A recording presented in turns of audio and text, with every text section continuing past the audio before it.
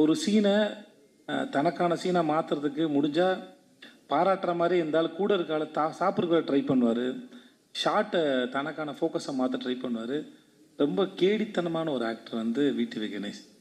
இது இப்போ இந்த மேடையில் கூட எவ்வளோ, ஏன்னா ஒரு ஒரு முறையும் சுவாரஸ்யமாக நடிக்கிறதுக்கோ இல்லை சுவாரஸ்யமாக பேசுகிறதுக்கோ இன்னசென்ட்டாக இருக்கிற மாதிரி இருக்கிற ஒரு கேடி புள்ள தான் விடிவி கணேஷ். அது நான் இன்னசென்ட் மாதிரியே இருப்பார்.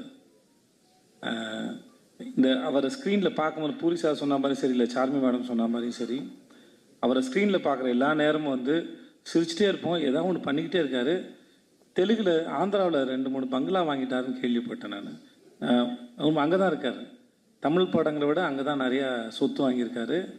தயவு செஞ்சு மறக்காமல் இதை எழுதுங்க. ஓகே. அப்புறம்